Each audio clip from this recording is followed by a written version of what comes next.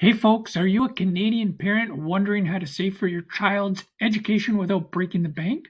Want the government to help you do it? Then you need to know about the RESP Registered Education Savings Plan.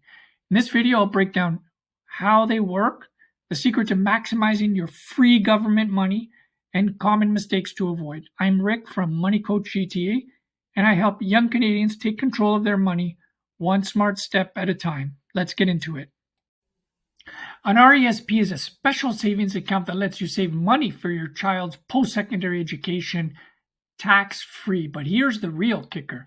For every dollar you contribute, the government gives you 20 cents, up to $500 per year. That's up to $7,200 in free money from the Canada Education Savings Grant, CESG. So, quick summary. No tax on investment growth while in the plan. Government matches 20% of your annual contributions up to $2,500 per year. Can be used for university, college, trade school, or apprenticeships. Think of it like a super-powered piggy bank, but the government is dropping coins in with you. Anyone can open up an RESP for a child. Grandparents, parents, and even friends. You'll need a social insurance number for both the child and the subscriber. You can open this at a bank, credit union, or online brokerage.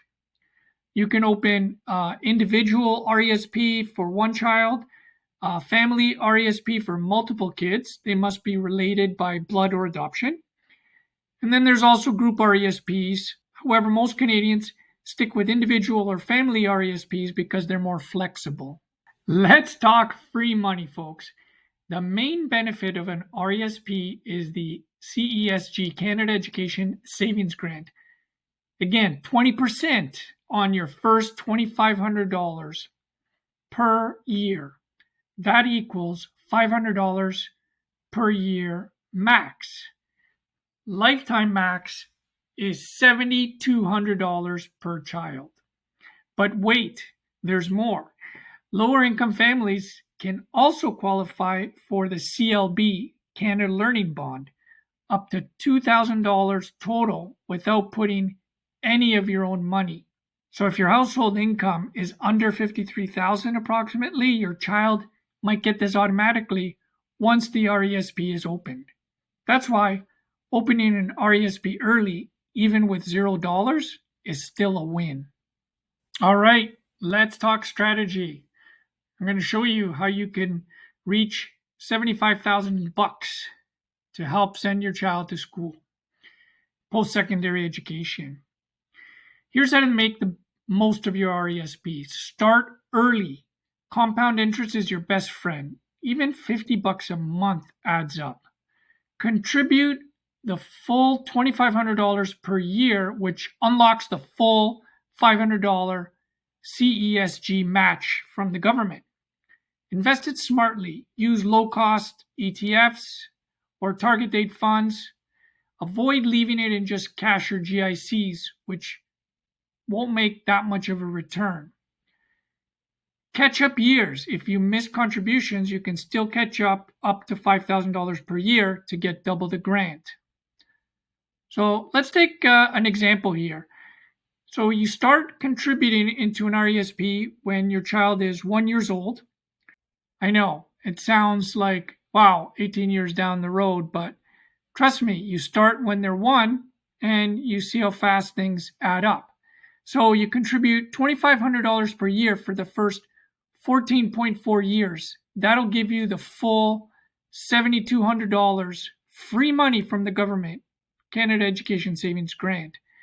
If you haven't invested with a modest annual rate of return compounding at 6%, remember it's tax-free growth, you could end up with approximately $65,710. Then let's say you stop contributing and you just let that accumulation of money grow at 6% for another 2.6 years. You would have about $75,000 by the time they're 18, ready to go to college or university. Again, this is starting at when they're 1 contributing and getting the free government grant money for 14.4 years and then allowing it to grow for another 2.6 years. They would be 18 years old and you'd have $75,000. If you're valuing this content, please hit that subscribe. It's free and it'll help me reach more people that could benefit from it. When it's time for your kid to go to school, here's how money is withdrawn. EAP stands for Educational Assistance Payments. Essentially, this is the grant plus investment earnings. It's taxed in your child's hands, which, since they're likely not working, maybe they have a part-time job, it's usually going to be low or no tax. Your contributions, which is the capital, are withdrawn tax-free because remember, you contributed that money with after-tax dollars. Withdraw your EAPs in early school years when your child's income is low. And don't forget, just another tip, keep your records organized. The CRA can audit RESP withdrawals. Okay, now I know what you're all thinking. I've saved all these years. I've grown the money pot this big. What if my kid doesn't go to school? What then? Well, if your child doesn't attend post-secondary, don't worry. You get your contributions back, no tax. The grant money is returned to the government. I mean, what's fair is fair. That was meant as a grant for your children to go to post-secondary education.